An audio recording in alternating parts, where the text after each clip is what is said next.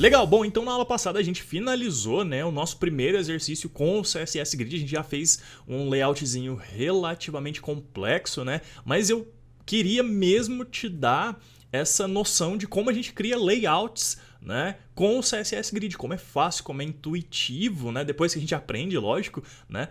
E, bom, tem mais coisa, tá? Não acabou, a gente terminou aquele primeiro exercício, agora a gente vai fazer um segundo exercício para a gente aprender um pouquinho mais sobre como manipular as nossas colunas e as nossas rows, beleza? Tem mais algumas propriedades então que eu quero te ensinar. Vamos lá, eu preparei um arquivo aqui no Figma, eu vou deixar disponível aqui para download depois, tá?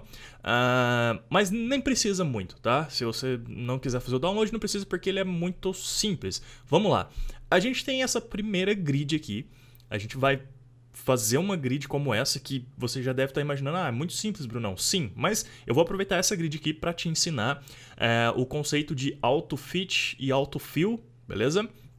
E aí depois, nas próximas aulas, a gente vai prosseguir para fazer um layout do tipo Masonry, tá? Você vai encontrar essa palavrinha aqui, Masonry, quando você quiser procurar esse tipo de galeria de imagens, digamos assim, ou de organização de conteúdo.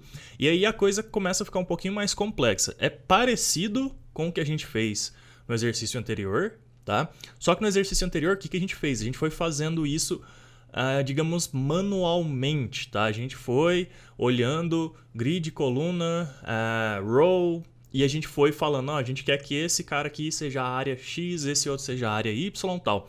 Nesse caso aqui, a gente tem que imaginar como se a gente não soubesse a quantidade de itens que a gente vai ter na nossa galeria. Pode ser esse tanto aqui, ou pode ser 10 mais, 15 mais, 5 menos, tal.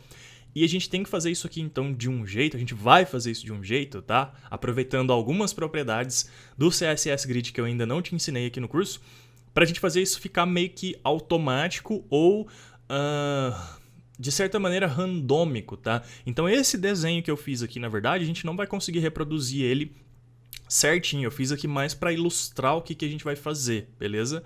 Mas a ideia é que o CSS Grid tome conta disso pra gente de maneira randômica, e isso era algo que a gente tinha que fazer com JavaScript antes, tal, e agora o CSS Grid deixa a gente fazer isso, né, de uma maneira bem mais fácil, e é isso então que a gente vai fazer numa segunda parte aqui desse segundo exercício, vamos chamar assim, de CSS Grid.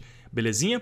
Bom, então esse vídeo foi rapidinho, só para te dar uma introdução. Tem mais um slide aqui, ó, só para te mostrar essa grid que, na verdade, não é exatamente essa que a gente vai fazer, como eu acabei de dizer, tá? Mas basicamente é isso então. Esse foi um vídeo introdutório e a partir da próxima aula, então, a gente começa a ver essas propriedades que ainda falta você aprender, belezinha? Então eu te vejo na próxima aula. Valeu!